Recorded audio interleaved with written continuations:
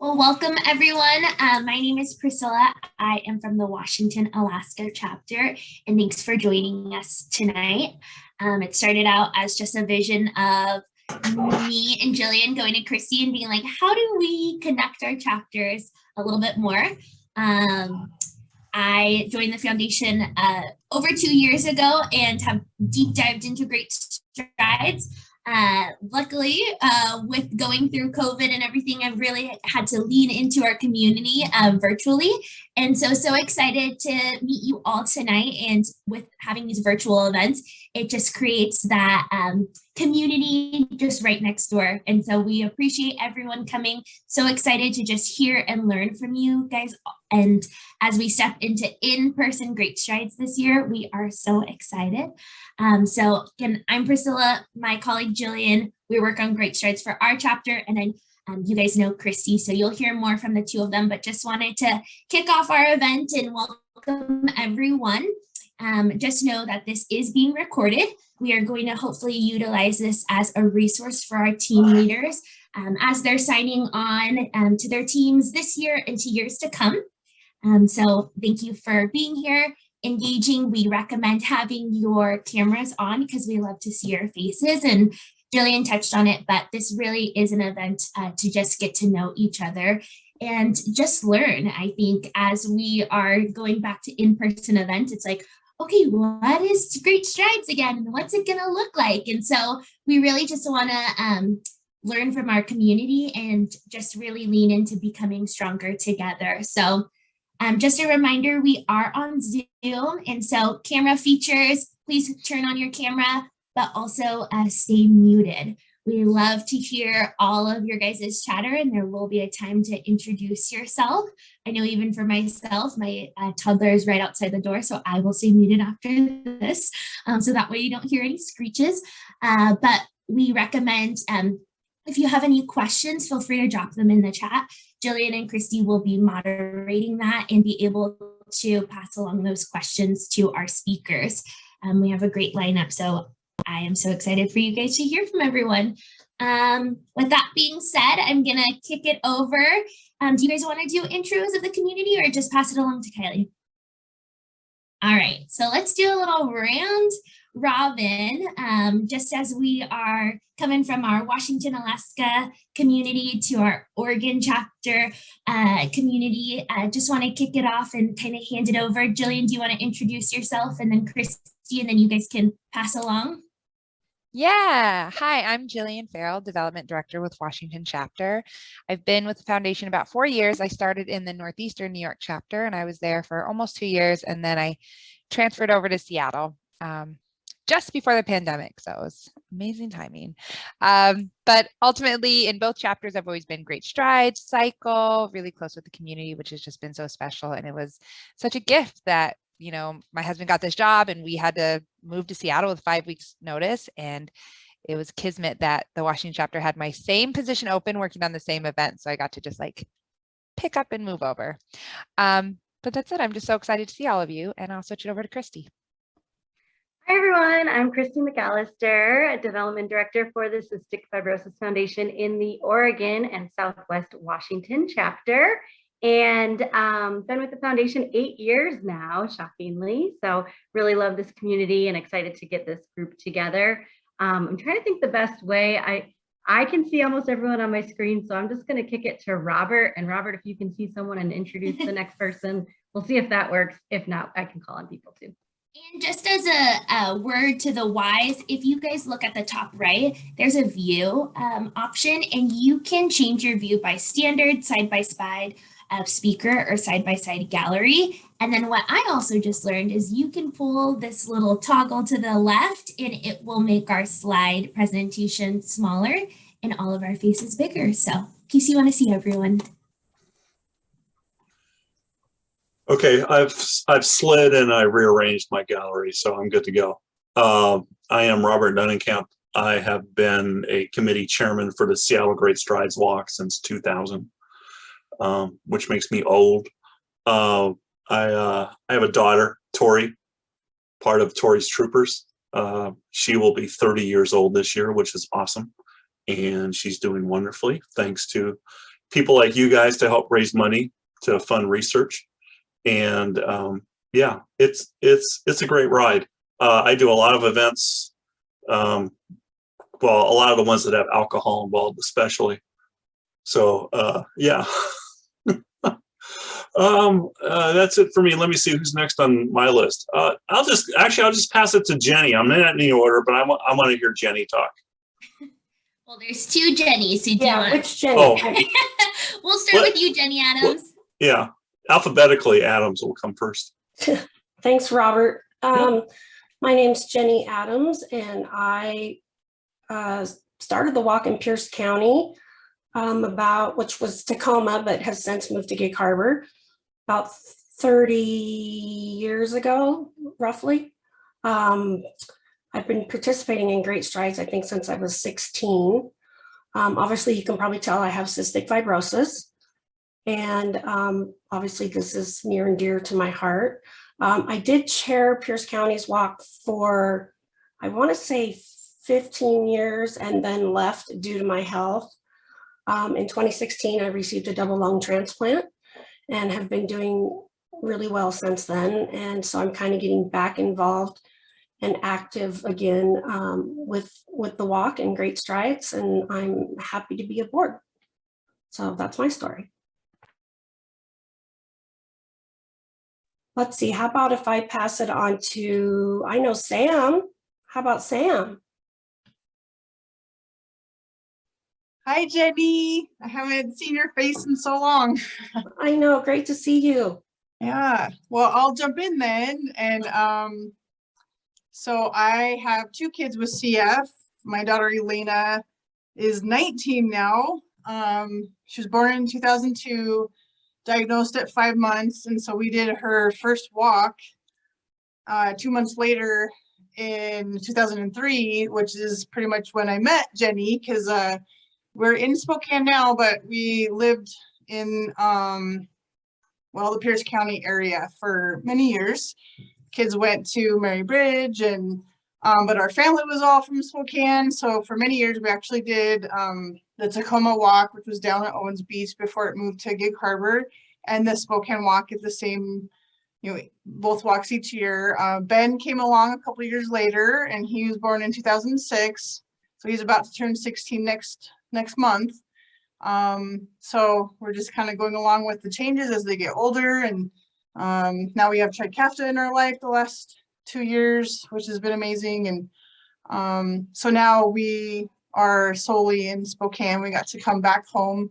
I got on the school district here, and Bob is a firefighter for Spokane Fire Department. And so this is where we grew up, where we're from. So, but I have a big part of my heart is on the west side of the state, and Jenny was one of the first people that we met, and so at least that's what is great about Facebook, is to be able to keep, which I'll talk more about that later. So, all right, and then how about Amy? I know Amy. Hi, I'm Amy Fink, and my son will be 21 this month. In April, tomorrow. So he was born in Richland, but was airlifted to Sacred Heart at 11 hours old with meconium So I was born and raised in Spokane, and we still go to clinic in Spokane. But so for many, many years, we did just the Spokane Walk. And then I think the Richland Walk started, I don't know, 10 years ago, 11 years ago, something like that. And I've been the chairperson off and on of the Richland Walk all those years. And I don't know. Help me out, Jillian. What else? I mean, you and your family are amazing. A powerhouse. Absolutely. Yeah. Where there's a will, there's a way. Yeah. So we just appreciate you, and we love little, not even little anymore, but Nathan. We just love seeing him grow and meet his girlfriend and all these things. So thanks for being here tonight. Yeah. Thanks. Can we go to Grace next? I know she's got something else Oh, going on. yeah. I don't know what time she's got to jump off. Yeah, probably the next like 15 minutes-ish.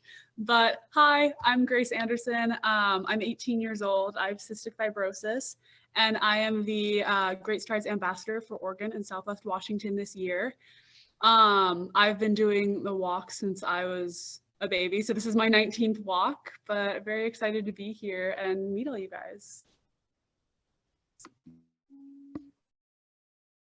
Thanks, Grace. I'm going to go to Brandy too, because I know she has time constraints as well. And then Brandy, you start picking. I'll stop. Hi, I'm Brandy Hessa, and I have a 14-year-old who has cystic fibrosis. He is very energetic and kind of a powerhouse, and Trikafta has made our lives so much better. Yeah, just happy to be here. And I'm going to go to Jenny Anderson. Hi, I'm Jenny Anderson. I am a staff member with the Oregon and Southwest Washington chapter, but I'm also a CF mom. I have a 3-year-old daughter named Finley with CF. My first walk was 2018, and I'll kind of show you that on a slide in a little bit, but Great Strides is near and dear to my heart. It was our first introduction to the CF community. It is how we knew that we were not going to be fighting this alone. And I'm just so appreciative of everybody who comes out year after year in support. So I will go to the lovely Lindsay.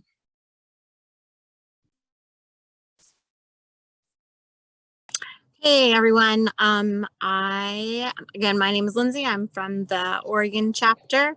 I have an 18-year-old daughter, Ella, who has cystic fibrosis. Funnily enough, she is like 2 weeks older than Grace. And so they have kind of from a distance, known of each other all this time they grow up. So it's so fun to see Grace and know that these girls are going off to college because of all the amazing advancements that have been made, and living with cystic fibrosis is, looking better and better every day. I at one point was the Portland Great Strides Walk chair, but have been involved with the walk all of Ella's life. And I just really love to call Great Strides the power of the people, because it's, it's us and it's up to us. It's not table sales, it's not ticket sales. It's us on the ground doing what we can to make a difference. So I really enjoy meeting all of you guys, and thank you for all of you and everything that you have done also in this fight. And I will pass it off to Mary Pose Guy. Thanks, Lindsay. My name is Mary, and I have a son with cystic fibrosis, Matthew. He is 27, and he was diagnosed at 4 months of age, which was the month of March. And like Sam, we immediately started doing Great Strides. So we got familiar with the Portland chapter, and we did Great Strides from, that was 1995 until the year 2000, where I was really, really fortunate that I had a huge tribe of people. I had a large family, a lot of friends, a lot of people were connected within the community, and the map pack that first year was tremendous, and they continued to support. And we started hearing people say, hey, why don't we do a walk in Washington, in Vancouver, in our community?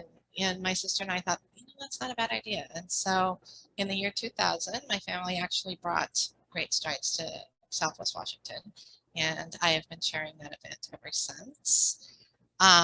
It's so funny because I feel like I could just save a little time and revert back to Sam. Sam, I've never met you, but I work in a school district. My husband's a firefighter, and Oh, wow. I know, so it's like, oh, this sounds really familiar. And the one thing I really love about Great Strides, if I had to pick a favorite thing, is it's the one place that we can come together as a community to support each other. And kind of like Lindsay said, we're the ones helping ourselves to make this world better for our loved ones. And with CF being so isolating sometimes, I love the fact that we can all come together and be together and support each other. So anyway, I've got to scroll. I don't have a very limited screen. So Christy, do you see anyone? Let's go with Dr. Jenny Bass. Oh no, I can't hear you, Jenny. It's not working. Let's come back to you. I see Shelby. Shelby had a really great cat at one point. The cat is now gone, but let's hear from Shelby. Hi, I actually work with Dr. Bass. My name is Shelby. I'm a medical assistant at Kaiser Permanente. I have just recently started covering for CF, the CF clinic. But funny thing is my mom used to be a medical assistant for the CF clinic. And she actually invited me to the Great Stride walks back when I was a kid. So I've been doing those walks on and off with her and the rest of my family for a while. So I'm really excited to be a part of this and this community. I think it's an awesome community to be a part of. And I'd say my favorite thing about Great Strides is probably just getting to meet everyone, getting to meet new faces, old faces, and just getting to talk. And then also like seeing the different booths and what is kind of happening in the CF world, if anything new is added. I remember when TriCaster first came out, and that was really huge. So it was really cool to be a part of that, and I can't wait to see what else comes out in the future. All right, Jenny, you want to give it a shot again? How about this? Can you hear me now? Yes. Yay. Yay.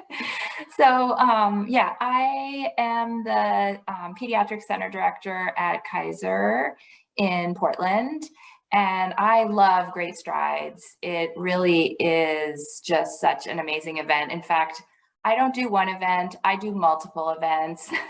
I go to see my patients in Salem and Portland and Vancouver. So it's like a whole season for me. I know for many of you, it's like year round as well, but it's been very inspiring to hear all of you, and I look forward to it, to working with you all this year. And Grace, I'm so proud of Grace. I've been doing this work for 16, almost 17 years. So I remember when Grace was really itty bitty. Sorry, had to say that. Love it. I'm going to take over on the Robins because I can see pretty well. Mary Duncan, you want to go next? We got to get you off mute. Hi, everyone. Hi, Dr. Bass. I haven't seen you forever. My name is Mary Duncan. I will be 62 in June, and I was diagnosed with cystic fibrosis at 40. So my very first walk, Gracie was a baby, and I got to meet her family and be around Mary Poskai and her family and watch Matt grow up and her twins grow up. It's been a lot of fun. So anyhow, look forward to the walk this year. Thanks, Mary. Let's see. I see Amanda. I don't think you've gone yet, right? I'm Amanda. I have a 6-year-old daughter with cystic fibrosis. She was diagnosed on Christmas Eve at 1 month old of all days. That was a fun Christmas for us. I also have a 2-year-old son who you may have seen running in and out of here, who doesn't have CF. We've been doing the walks since about 5 months after Piper was born. We did miss the last 2 years because she gets very, very, very car sick. So doing a car event where we'd have to drive an hour to the car event, to do a car event and then drive an hour home just didn't seem like a good idea with someone who gets car sick. So we're glad to be back, and we're happy to help support CF and find that cure for our little girl. Thanks, Amanda. Let's see, Dr. Trimble. I don't think I've heard you yet. Hey there, I'm Aaron Trimble. I'm the adult program director at OHSU in Portland. And I have been involved in the CF world for about 8 years from training onward, and I love going to Great Strides. I was previously in North Carolina and went to Great Strides there where I was in training, and then here only just once actually because timing and COVID. And so I guess Great Rides there was last year, but I love the seeing, getting the energy and the joy and the enthusiasm. And for me personally, the motivation for the work that I do. I mean, I don't have CF and I don't have any kids with CF. So my experience with the disease is, to be more often than not is making phone calls, writing notes, and which can be, good work and helpful, but really having the human connection in ways that you get even more so than in clinic, and the excitement and the energy is just, I love that, and it really motivates me in my work. Thank you. Let's get Willem and Kathy. I see you guys sharing the screen today. Yep, somebody's technically challenged. Anyway, my name is Willem Weary, and with me is my wife, Kathy. I am 62 years old, and I have cystic fibrosis. So yeah, I've been probably more experienced with CF than probably a whole bunch of the people on this call combined. 62 years of experience. Yeah. Anyway, I was actually diagnosed at 8 years old back in '68 when not a whole lot was known about this disease. Yeah, thinking back on great strides. We started participating and had a team going in 2013. So we've been doing it for several years, and a couple of just really nice memories are in 2017, I was the national Great Strides ambassador together with Leah Ferrone. And at Oaks Park, I got up on stage, did a little talk, a little pep talk. And that's right when I was just going on to oxygen. And what's probably even more memorable is from 2019, Great Strides was 1 week before I got my phone call for my transplant. And so I was transplanted in May of 2019. And so I'm coming up on 3 years post-transplant and doing great. He's a rock star. Yay, thank you both. All right, the remainder I see are some staff or people that are not on camera. I don't want to call on people if you don't want to talk. Joe, you're still in my corner. Did you want to introduce yourself? Sure. Hi, everyone. Don't mind Baby Shark in the background.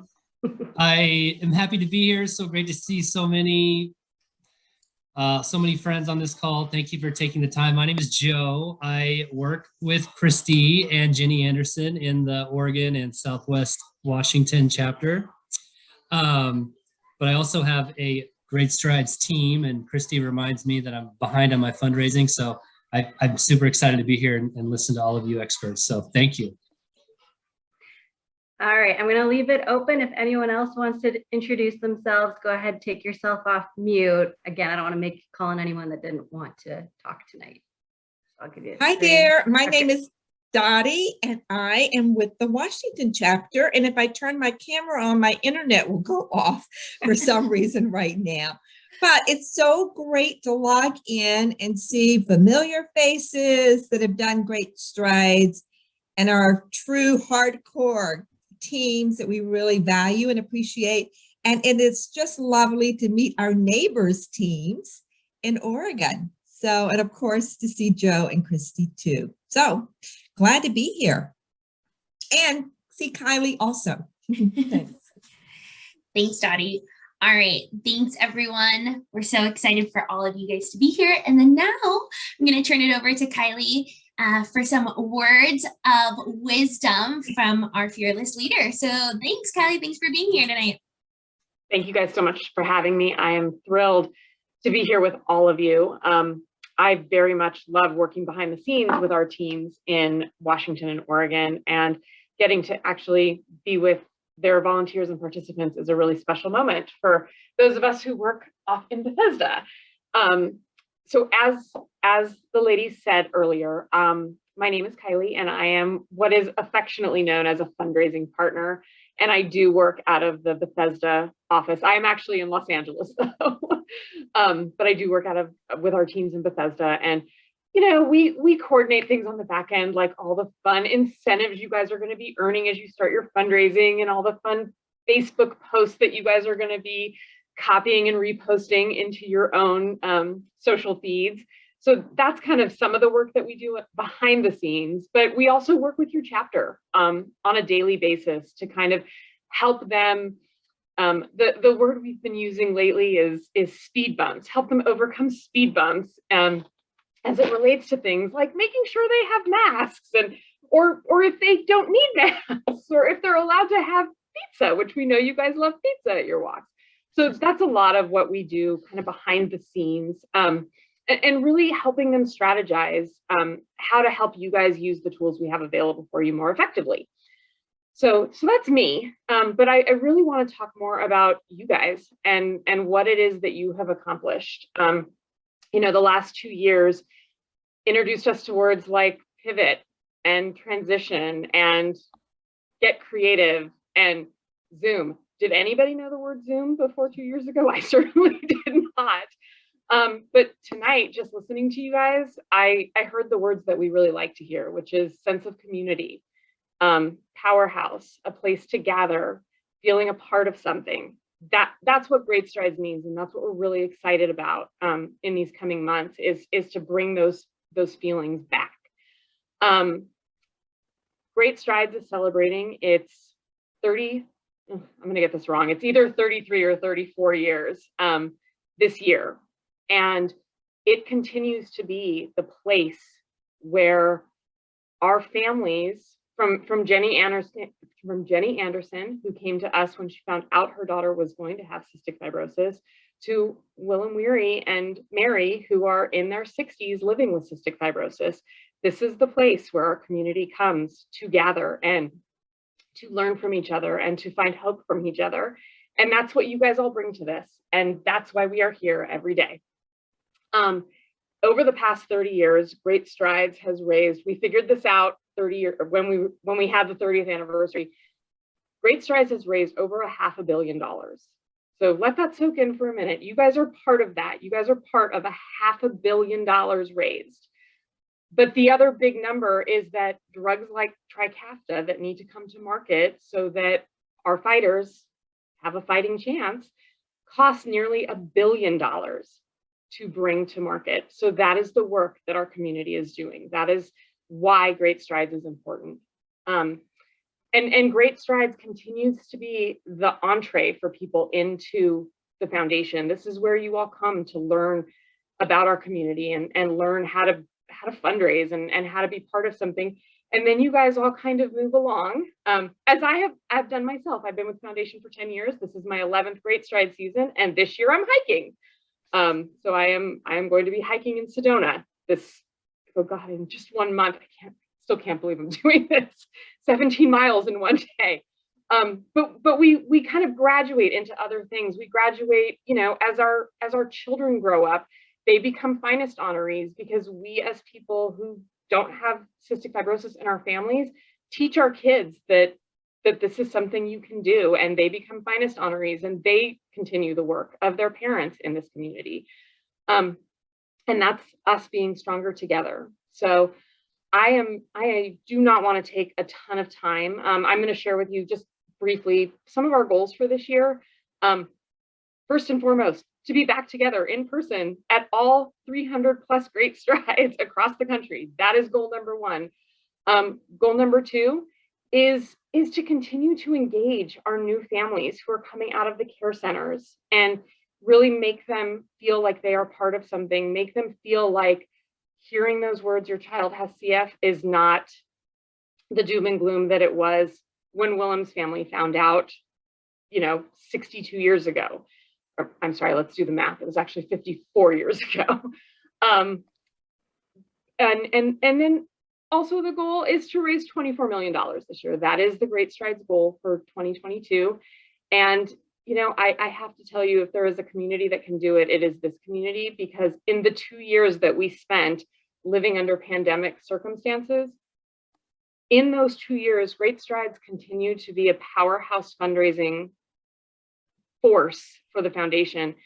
In those 2 years, we raised $40 million through the Great Strides program, and whatever the Great Strides, Great Rides, Great Zoom that it was. So congratulations to all of you for being a part of that and for keeping these wheels in motion and not forgetting the big picture.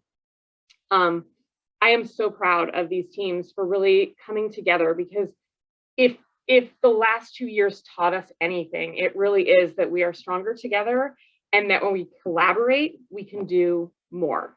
So I really want to congratulate the Washington and Oregon teams for bringing you guys together as a community across 2 states. And I am looking forward to hearing more from you guys about what you're hoping to accomplish. And, you know, I'm looking forward to seeing what happens for all of you on Great Strides Day. So I am happy to answer a few questions from the Bethesda perspective, or I can turn it back over to the team. Ladies, did I cover everything? Beautiful. Thank you. All right, folks, feel free to chime in if you have anything for Kylie. Otherwise, we will get to our speakers.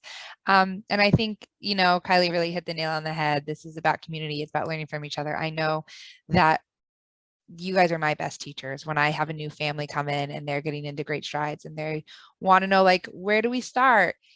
All of the tips and tricks I'm teaching them are things that I've learned along the way from you guys. And so it's so important. And I'm so excited to have, you know, everyone here to really share and collaborate together. So like I said, each person's going to have a moment to speak. So I, you know, recommend staying on mute during that time, but afterwards you can put questions in the chat and I can ask, but you can also jump in and ask them a question when they're done too, if you'd love to kind of have that conversation.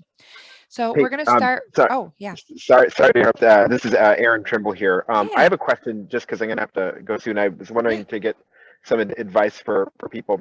We occasionally have new diagnoses in the adult side, and I'm curious to know, just with the pandemic, people have really shifted a bit in how excited and interested they are about going to in-person events. So I'm wondering, kind of poll of the audience, what would you say, or what advice, how would you encourage us to encourage patients who are new to CF to come? What should I say? What advice would you give to encourage people new to CF, or also maybe new diagnosis of infants? I guess I'm not a pediatrician, but yeah, how would you, what should we tell people newly diagnosed with CF? Sure. About coming to Great Strides. Yeah, I can jump in from the foundation standpoint, and then I'd love for anyone else to pop in on, you know, how they feel about it.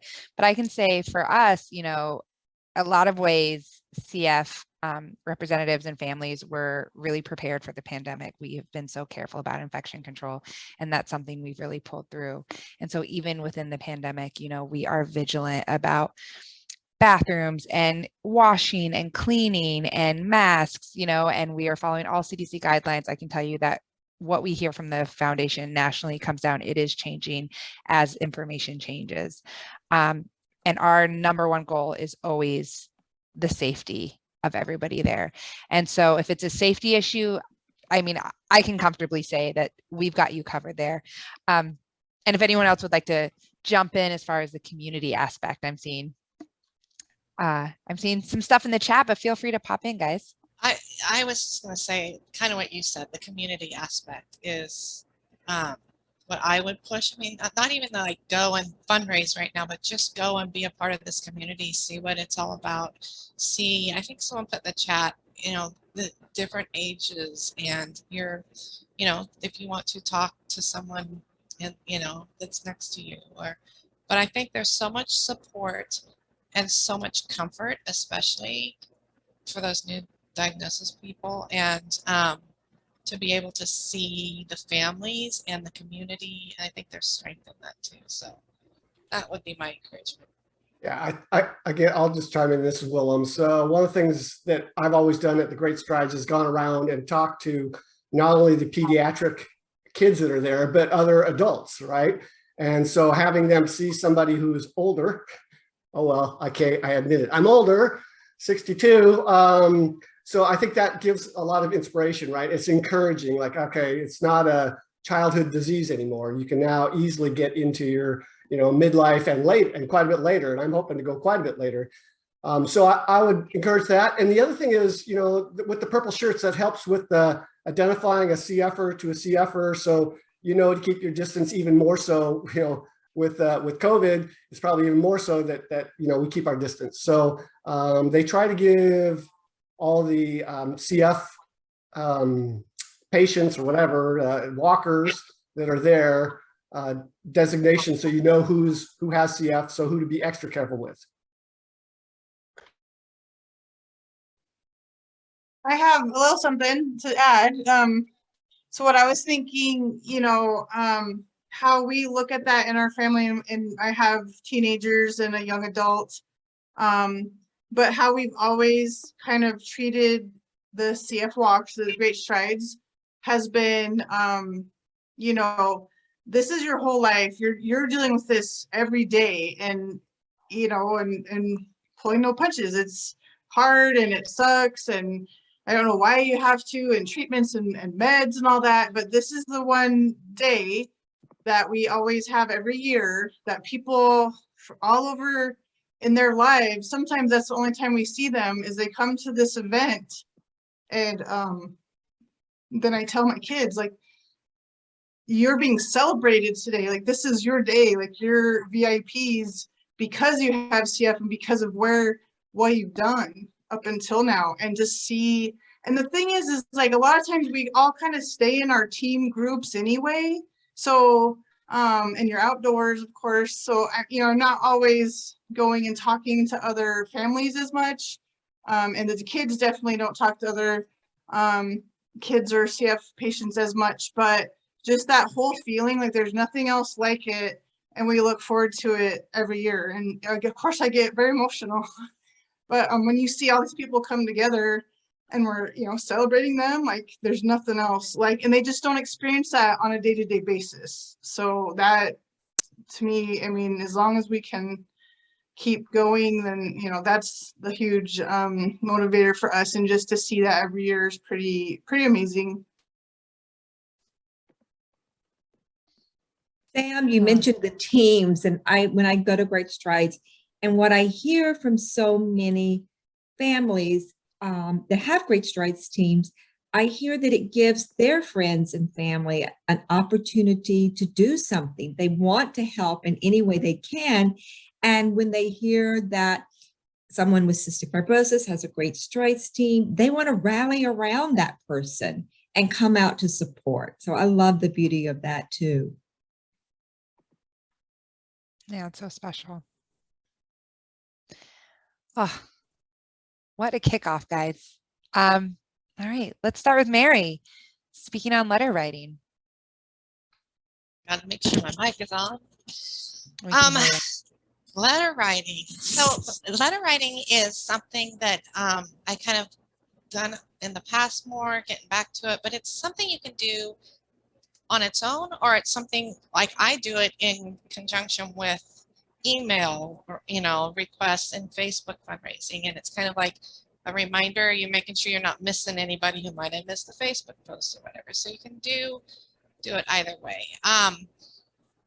And so one of the first things I would suggest you do is make a list. Like before you even write the letter, think about who you're going to send it to. And what a good place to start is like your Christmas list and who you send out Christmas cards to, and then think who else, like expand that. Like who do you see in your daily life?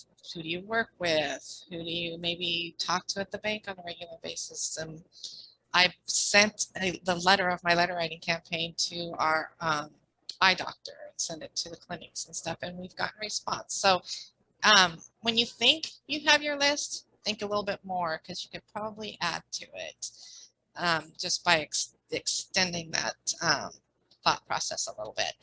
So with my letter writing campaign is we've always focused first on telling our story, and in doing that, it's kind of start with personalizing a little bit with Matthew, telling a little bit about him.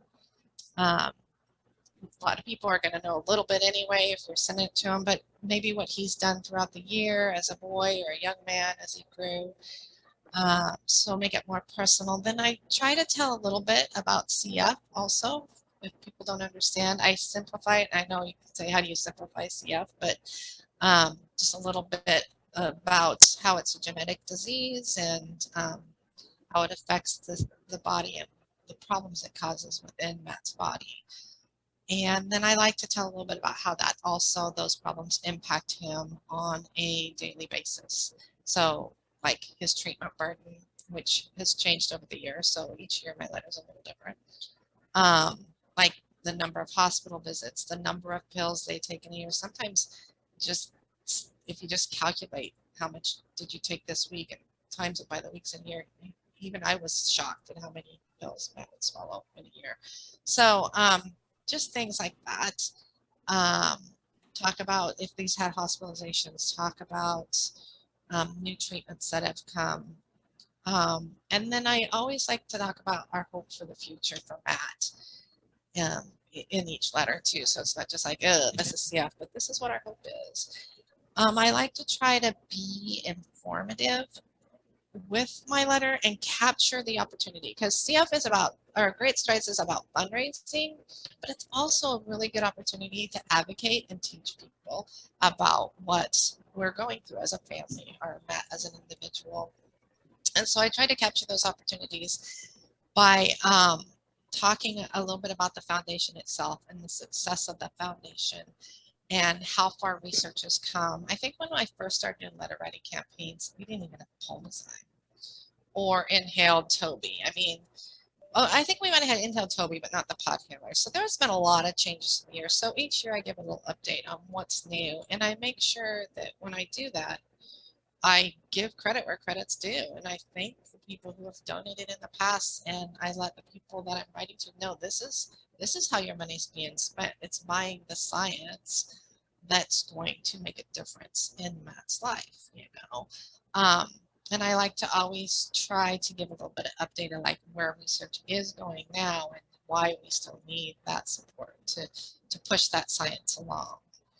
I don't always make it about Matt either. It's, you know, especially more recently, I let them know how great Matt has been doing with Trikafta, but that 10% of people don't have Trikafta and are still living in that, what I like to say, nightmare that Matt was living in before Trikafta. So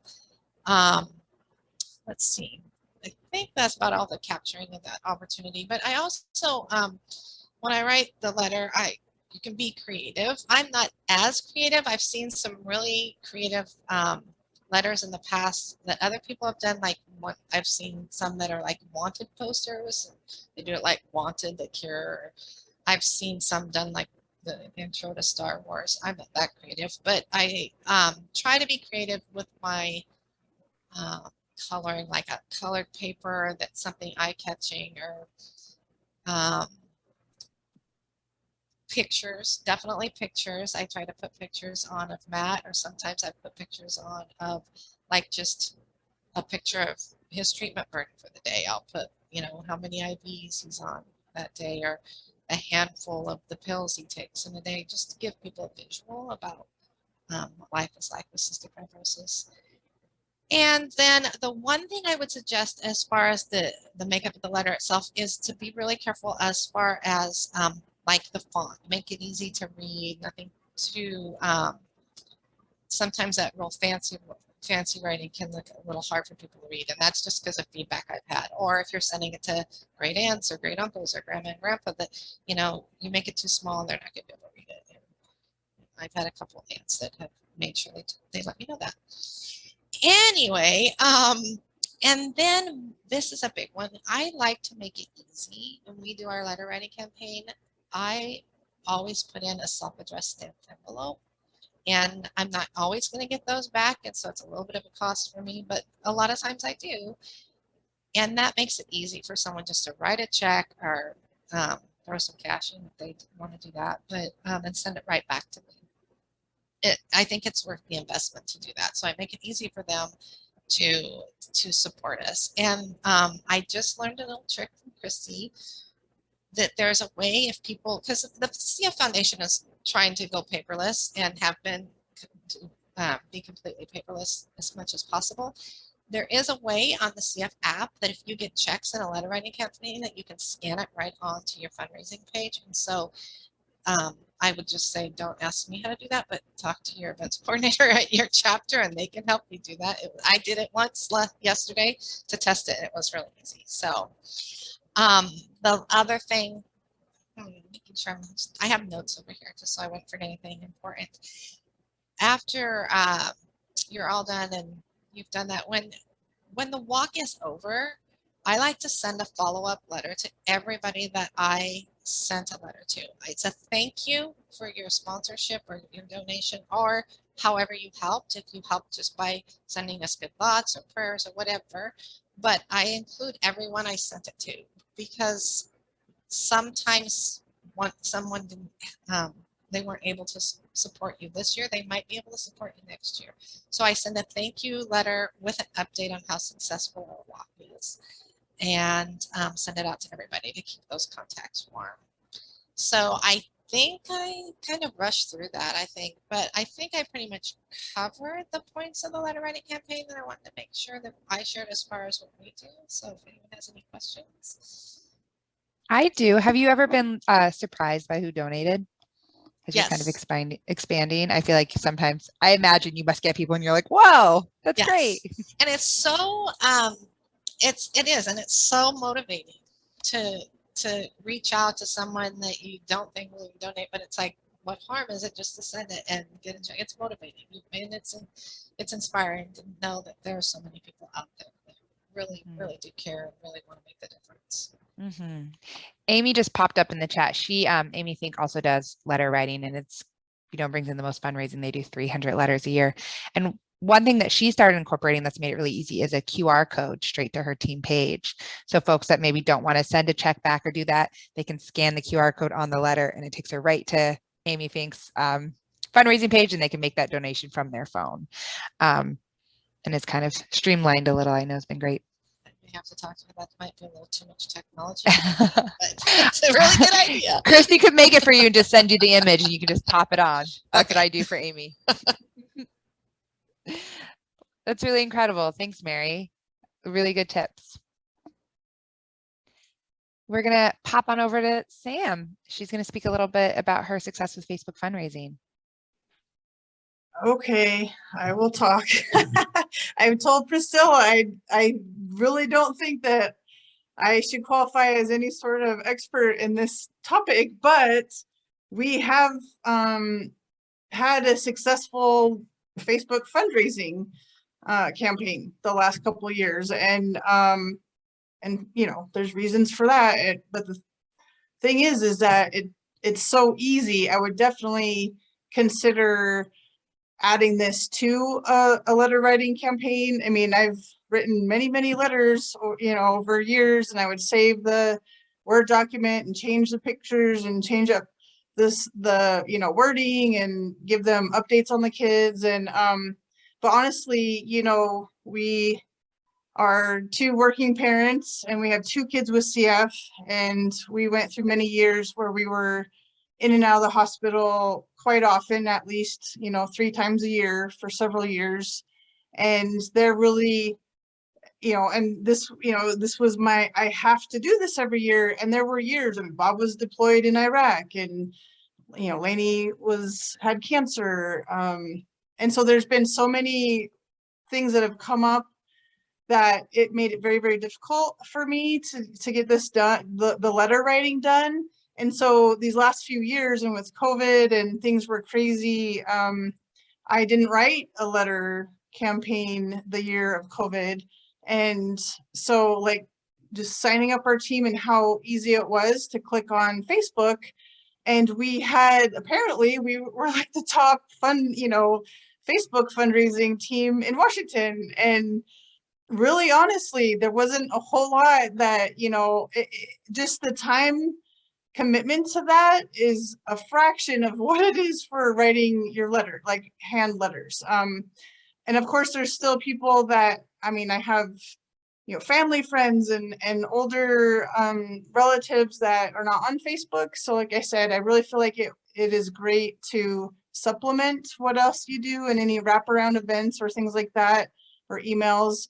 But and I do feel like this is one of the reasons why it was so successful is because it really is an extension of how not use Facebook, but I know so many people would follow me for years and years just to know what was going on with the kids. And and this is how we view things in our life and how we raised our kids, is not, why me, and why I have to deal with this, or darn you, CF. It just always is, this is what we're going through. But we would always look at it in a positive way and with the perspective of hope. And man, the Great Strides is the best time to really have that in there. And like I kind of mentioned before, it is the day that we celebrate my kids and celebrate what they've done and how far they've come and what they have to do every day. And people want to celebrate that. And so, you know, they may not be able to come in person, and, you know, it pops up and you make, you know, your own little page. So it'll show up on your personal feed and on your page, but it has its own kind of like event page for your fundraising campaign. And so again, like I've just learned, I mean, there's Facebook algorithms that I don't understand that are beyond me, but I don't, and again, this is my family. We've been doing this, well, like many people on here for, you know, 20 years. So I don't have things going on all year long. I don't want to, I mean, some people have donated for 20 years in a row. And so we kind of have like this push towards, you know, we're getting towards walk season, and like maybe the, you know, month and a half to 2 months before, I don't have it running all year long. And it just, and that's how that works is, you know, the more people that comment on it, it starts gaining traction and more other people will see it. And so when you kind of have that date coming up, it's not, you know, months and months away, it just kind of builds without you even having to do a whole lot of it. But the nice thing is that there still are ways to personalize it. We obviously put pictures of the kids in there. And then when you post in that page that is your fundraising page, then that shows up on people's feeds. You can invite, like personally invite people to fund or to donate to your fundraiser. And then when someone else makes a donation, then that shows up in people's feeds. So it's just a crazy thing about how that all works. And it really is, you know, like I said, a fraction of the time commitment that it takes for the reach that you get with it. It's pretty mind-boggling how that can snowball and how that works. And then also, I mean, I think the picture that you see there where the kids were, that was Ben's first walk. So this was in 2006. And Lainey was 3.5 years old. Bob was in Iraq that year. That I actually made it into a postcard. So there's a really awesome printing company that I use online, and I send those out. So I do like to have like a picture from the walk. But the nice thing is with the Facebook page that you have for your fundraising campaign, is I can immediately say thank you to them right after, because I get a notification that they donated. So, man,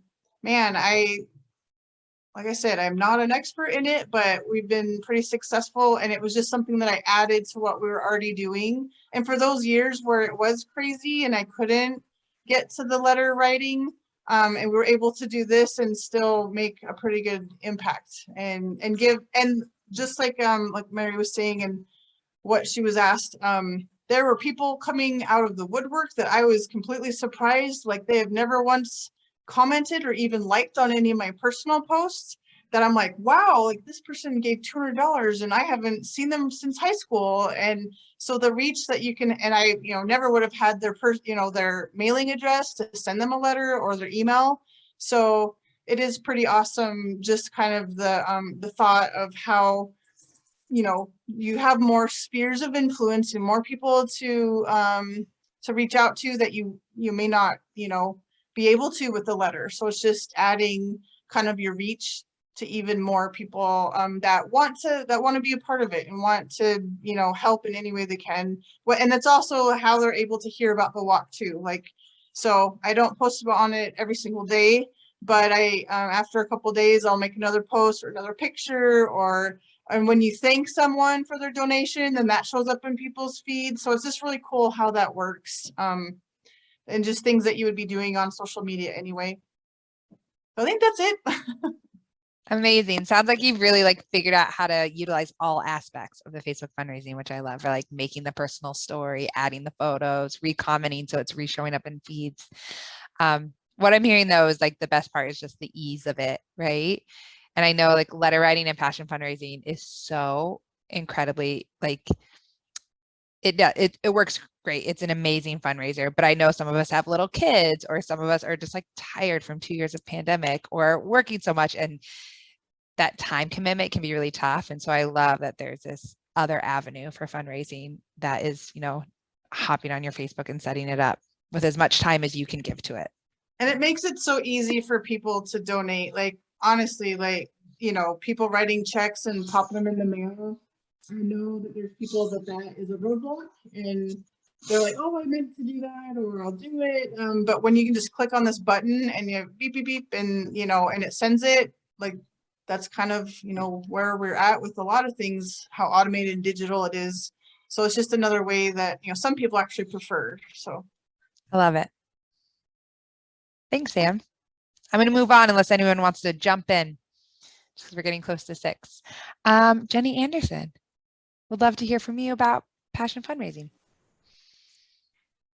Well, I will skip over the emotional part where I tell you about my favorite Great Strides memory, but that picture is my first walk. In 2018, we had just found out our daughter was going to have cystic fibrosis. We were she was diagnosed through genetic testing. And so that was our first walk. And so speaking a little bit to what Dr. Trimble mentioned, you know, questioning how you would pose it to a new family, that moment was extremely powerful. And I don't think I will ever have that kind of leave my mindset of just how incredibly supportive this community was going to be in our journey, and has absolutely proved that over the last 4 years. So that is where that photo comes from. Tonight, I have been asked to talk about passion fundraising. As Christy knows, I am not always historically the most comfortable in the standard direct ask approach for fundraising.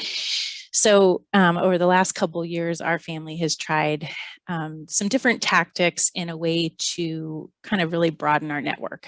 So we have that core group of family and friends that are coming out in support of us year after year. But in order to really grow that support, I needed to find a way that was a little bit less intrusive and allowed me to kind of harness some creativity to stay motivated. And so the passion fundraising platform was a really good fit for our family. It's really fun. We were able to raise an additional $11,000 in 2020 and 2021. That wouldn't have been funds that we would have been able to raise had it just been a typical ask. The picture of me with the mask on, that was our first test of the platform. We basically sold homemade face masks at the start of the pandemic. And so really kind of played off of what was happening in the community at the moment. My sister is a really great seamstress. So instead of her just making a straight donation, she put in her time and purchased the fabric. We were able to package it up in like a cute little card that had the 65 Roses story. So not only were they getting the actual physical mask, but they were getting something that really told the story of the foundation and provided a little context. And we were able to sell those to friends and family across the country. So it expanded besides just our local contingent, which is obviously kind of the normal group that comes out in support of us out on walk day. Passion fundraising is the kind of genius behind it is that it really can be anything. You know, it's really what sounds fun to you. So whether that's planning a big event or keeping it small, we've done anything from, you know, hosting a lemonade stand or a bake sale upwards to a bigger event. And so I think there's another slide there that shows some other pictures. Yeah. So this is some of the crazy stuff our family has tried. Some are definitely more successful than others, but what was fun about a lot of them were we were able to engage just such a different network and within the community. The lemonade stand was something we were able to kind of engage even our own son in the fundraising effort, something that maybe he was really excited to kind of help me bake and do something that was more geared toward bringing in his school community and his friends. We have some family and friends who are very good musicians, so we were able to ask them to whether they would do kind of a live musical benefit. And then our most recent is this Halloween event, which sounds crazy. And then I think if like I told someone last spring that we were going to do this, they thought that we were nuts, but it was so much fun. And I think because Halloween is such an event that people like to celebrate. We had so many people come from our neighborhood, from our school community, that had zero connection to our CF mission. And all of a sudden it was a way for us to share our story, because they viewed the ticket purchase as the actual, like a standalone event, and saw the value in what they got from the event. We had so many people make donations over and above those ticket prices. So it was able to bring in an additional like 3,500, which was huge for a 2-night event. I mean, we always want to raise as much as possible, but I think the fun part of passion fundraising is that it can be something small that then you grow into something larger over, you know, a larger number of years.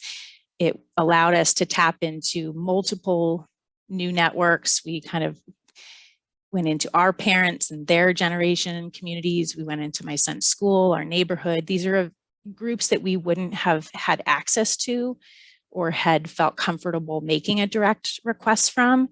But now these are people that have joined our hike team this year. So it kind of transitions into a different level of support and partnership, which has been pretty incredible. The other thing I'll mention is the foundation has an incredibly robust passion fundraising platform where you can set up your site.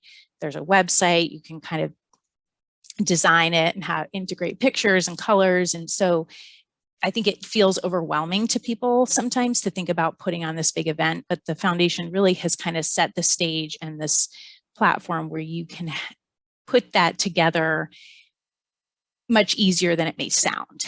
You can run all of your ticket prices and purchases, so you don't have to deal directly with any of the financial transactions.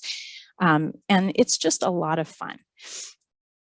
I'm really grateful that our daughter's doing well. And I think right now we're at this interesting time where, you know, this vision of health in the CF world can be a little deceiving. It makes that direct ask sometimes a little more challenging, right? People don't see why we keep asking when our kids look so healthy. But I think passion fundraising is a really nice way to keep donors engaged as well. It's a really nice way to broaden your network. And it's also a really nice way to show people that like you're physically working hard, like you're putting on this event, you're sewing these masks, you're baking these goods, like you are hands-on in this fight for a cure. And so it's been a really, really fun experience for our family to do together. Jenny, can I ask you 2 questions? Sure. First one is, have you ever had anyone that donated to your Great Strides as a regular ask, and then they also made a donation to Scares or one of your passion fundraisers? So they were doing both a regular donation and this. And the second one is, when can we expect the mom prom? The mom prom has been in planning for 2 years and then COVID hit. So just note that is how I first got introduced to passion fundraising platform. Is our other colleague, Allison, brought me in as a new mom and showed me the site, and there was a mom prom in Georgia. And since I have wanted to do that here. Christy's point about the kind of doubling up on donations is a really also good reminder that the benefit of passion fundraising is it can be anytime throughout the year. I think we focus a lot of our Facebook and letter writing campaigns prior to the walk, you know, as we're leading up and kind of during that main season. The nice part about passion fundraising is you can wait 6 months, host your event in the fall like we did for Scares. And we had tons of our friends and family that had already made a direct donation come out in support of us, partially because they also wanted to be part of the event. You know, this is something that was tapping into them as a family, being able to bring their kids. It was something in COVID that we were able to keep outside, and so felt reasonably safe for people. And the other thing with that is we got so much stuff we were able to borrow. We were able to get free stuff online. We used our friends as live actors. So like we really harnessed a lot of people that were excited to be part of our mission instead of just writing that check as a straight donation. So it's kind of a nice chance to bring people in a different way. Amazing. What was the Scares your favorite passion fundraiser you've done? Or do you have another favorite? It was definitely Scares. It just was really fun to see it all come together. You know, we really didn't know what it was going to look like. And in Portland, obviously like Seattle in October, it could have gone really, really wrong in the rain. But no, it was really fun. What you're seeing there in the big picture is there's what we found was a neighbor whose mom also did a giant haunted house. it just happened to be the weekend before. And she was like, sure, take all my props. So it's amazing how like these small conversations can really kind of balloon into something really spectacular. So cool. Joe says he's still scared from it. All right, Jenny, we're going to have Jenny Adams up now, and she's going to talk about getting corporate support for your team.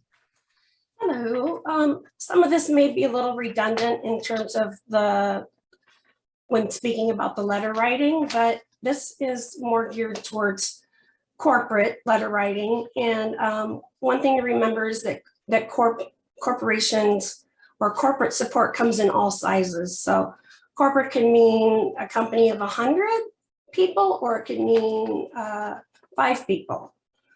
And generally when sending a letter or email, I always would try to address the owner of the company, and instead of, in the old days, it used to just be to whom it may concern type of letter writing. And I really, it's best to not do that. Usually most letters don't make it past the receptionist desk. And I say that knowing that for 20 years, I was that receptionist at Rush, that those letter writing campaign type things would come to us in the mail, and generally they just didn't get passed on. They just kind of unfortunately went into the garbage. But because most receptionists are the gatekeepers for the company, and they know what the company would be interested in seeing and what they wouldn't. So I try to make sure that I'm finding somebody that I can address a letter to, at either the president or the owner. And usually, you know, by doing that, by finding that information, generally then maybe the letter then does get passed on. I found that you can locate the owner's name and then try to make sure that the letter, if you can't locate the owner's name and you want to try to make sure that your letter gets to the right person, researching the company that you're writing to makes a huge difference. Check their website, learn about who they are, and you can usually find the owner or the president's name in the company directory, or look for a link that may say meet the team or the staff of that particular corporation or company. And also look at the different departments that they have. A lot of companies will list in their directories community that they support or charities that they support, and look to see who might be the person that's in charge of that type of information for their corporation, and think about addressing your letter or email to that person instead of maybe the president or the owner of the company. Just depending on the size of the company and the company that you're addressing, you probably would get a good feel for who would be the best person to direct that information to your letter. What I've tried to do in the past is try to incorporate possibly, if you've used the company in the past. For instance, I was in high school, I was in the FFA, which is Future Farmers of America. And I used to show my prize sheet at the state fair.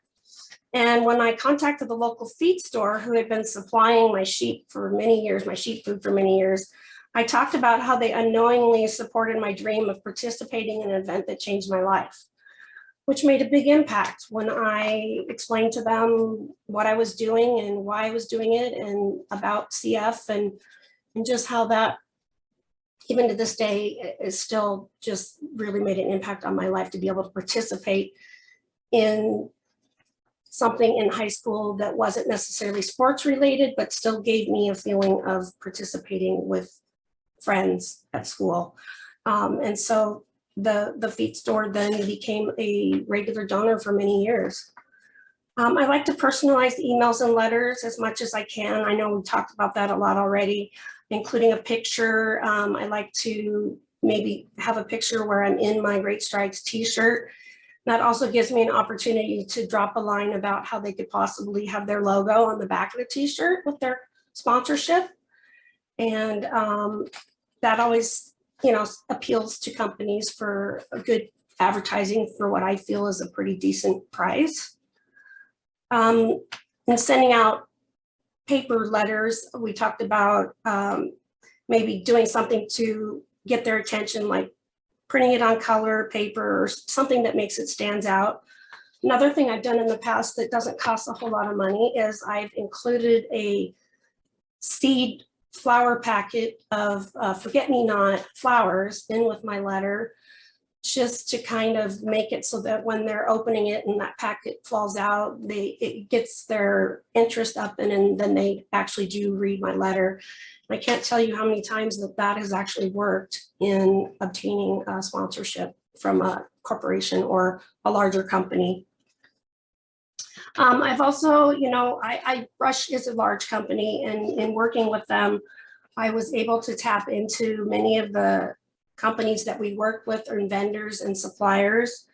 And that's a big group of people that you could add to a hit list of other potential donations to go after. And oftentimes your employer, after checking with them, of course, may even be up to supplying you with a list of emails and names for the people of all those different entities that you work with. And it's a good, quick, easy way to reach out to a lot of people. The other thing is Rush puts out a monthly newsletter to the company. And in May, they always send out a little blurb about Great Strides and CF, and looking for volunteers who may want to work the event, but also it's just another way to get your coworkers involved, and then they help spread the word to the different entities that they work with, and it just kind of so on and so on and so on. And that has also been generated a lot of interest and getting people to the walk. And also Gig Harbor, they actually publish a quarterly and yearly magazine that is like a city's official visitors guide. And in that, it has a list of events for the year, and oftentimes try to get Great Strides Walk in that. But not only that, that publication has just about every local company in your surrounding area that can create possible people to write to or to look to for in-kind donations for the walk, or it's just an amazing wealth of information. And each year Gig Harbors keeps getting bigger and bigger with businesses that I wasn't even aware of, and they're right there, and they've got their email, they've got their address, they've got everything right there for you. It's really, really easy to work with that. Thank you notes was another big one with corporations, especially. Usually if we have enough leftover t-shirts from the walk, we'll try to send them to the corporate donors, so they have a couple t-shirts with the logo, their logos on the back. But the thank you letters are a big deal, and they're important because I usually, as you can see in my picture there, I try to thank my sponsor by taking a picture with either one of their marker signs that are along the route or their banner or something, and send that with my thank you note, just to express my thank you for their sponsorship. But Rush, who is a big corporate donor and has been, we're celebrating their 25th year this year. Just them taking on me when I first became their employee, and they didn't know I had CF when they hired me. And they have followed and supported me through my transplant to, working from home. But they have reached out on my behalf when I couldn't to other corporate sponsors or other people that we worked with in the community to support Great Strides, whether it be with in-kind or, just cash donations. So they are the reason that I was able to start the walk in Pierce County. And they are the reasons that we are able to continue to have the walk in Gig Harbor. And I just, the worst thing a corporation can do is say no. So at least try. And I think you'll be pleasantly surprised that even some of the bigger people are interested. You just have to get to the right person. So that's really about all I have. I hope that helps. And if anybody has any questions or you want to write to me, or I'm always here. Yeah, those are really thoughtful tips. I was hoping you would chat about one thing that doesn't have to do with your corporate support. Oh, I guess it does in a way with Roundtable Sure. Pizza. But I just thought it was such a fun idea. Your brother's a firefighter. Is that right? Yeah, Can you Scott chat is about what you guys used to do at Roundtable quickly? sure. At Roundtable Pizza in University Place, my brother's a firefighter with West Pierce Fire. They originally were University Place Fire, but they merged with Lakewood, so they became West Pierce Fire. But we would go to the local pizza, Roundtable Pizza in University Place, and it was called the Pizza Takeover. And the firefighters would come and take over literally the Roundtable Pizza along with their employees for an evening from, I think we had it from 6 to 9. And they would make pizzas, deliver pizzas, do the dishes, take the orders, bust the tables, and just interact. And we had pictures with the firefighter. We sold t-shirts for Pizza Takeover with the firefighter logo, and designed special shirts, and all the proceeds. It was called a wraparound event then, but it sounds much like the other events we were just talking about. And all the proceeds over and above what they would normally do on, like, let's say a Tuesday night, they would donate to Great Strides. And I think our biggest amount that we ever had was $3,700. But we did it yearly until the firefighters split. And then it became a kind of a union situation. And so we haven't been able to do anything since, but it was, we did it, I think, for 12 years. So fun. And I don't know, Sam, if you ever participated in the Pizza Takeover in University Place, but Yes, we did. And yeah, I remember because you had buttons one year, you were yes, selling the buttons with the Polaroid that were $5. right. And I think I still have ours. It was when Lainey was a baby. Yeah. Ben Yeah. wasn't even born yet, like when we first did that. Yeah, it was an awesome event. It really was. And It was, yeah. It generated a lot of attention for the walk. And it was just a great way to get out into the community. So yeah, we'd like to try to do some other kind of events like that. But so I'm working on my twin brother on that. Yeah, I think it's so special, right? Because it's that nice combination of passion Yeah. fundraising and corporate support, and how you can Right. really combine with them to do something that it brings in more business for them, but it's just so fun and unique. Exactly. And we still have that relationship with Roundtable Pizza today. Yeah. For our meetings. We have all of our committee meetings there. That's Yeah, right. exactly. Perfect. Willem, will you tell us about matching gifts? Yeah, sure. So, we're running a little over time here, so I'll try to net it out. So, I've worked for large companies for all of my career, and it's a really easy way to get your donors, your walkers to double your contribution, right? So, companies will often, many of them, like Jenny was talking about, right, will match, and it's so easy to ask. So the first thing is on the tips is ask your company to match, right? The worst thing they can do is say we don't match, or no, we don't. But there's actually a lot of ways to find out whether a company does company matches. So for your donors and for the people that are walking, right, try to get them to either request a matching gift from their company or go to their HR department, right? And they usually have whatever forms are required for that company. So they'll match your grant. If you have $100, they'll match $100. If you have $50, you get $50. If you have $1,000, they'll often match that $1,000. So it's completely worth it. And it's very easy money for the Cystic Fibrosis Foundation and for your team for Great Strides. There's a couple places where I'd recommend you go to see if somebody's working for like Boeing, or I work for Intel and IBM. There's Charity Navigator. So you can check on charitynavigator.org for companies, and they'll tell you a little bit about how much that company matches and how to go about in that company. And the most important thing is, do they match, yes or no? And then they'll give you a little bit insight into some, how to go about it. So that's one place. There's also right on the CFF Foundation, on the foundation's website, there's also a matching gifts URL. So you can go there. And it also talks a little bit about what is a matching gift and different strategies for going about getting a matching gift.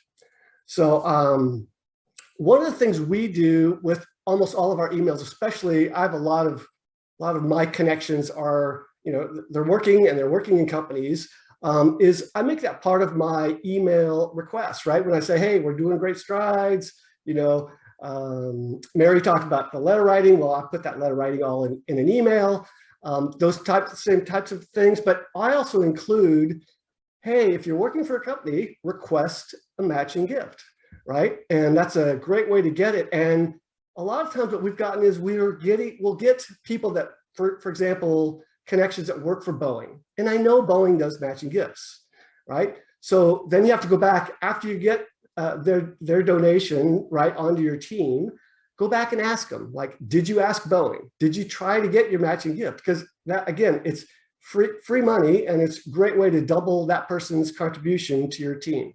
So go about and do that. And so that's the reminder to pursue that after they've given the donation. So those are some of my tips that we've employed in the Weary Walker team, and they're pretty successful. And again, it's really easy way to get additional funds for your team.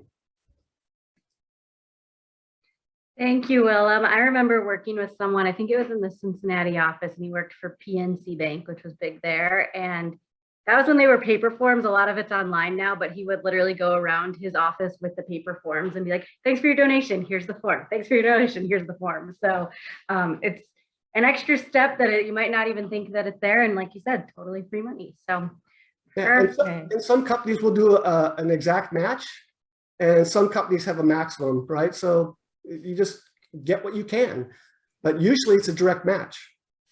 The best are when it's like 2 to 1 or 3 to 1. So you give $50 and they might give 100, which is very rare, but very exciting when you get those ones for sure.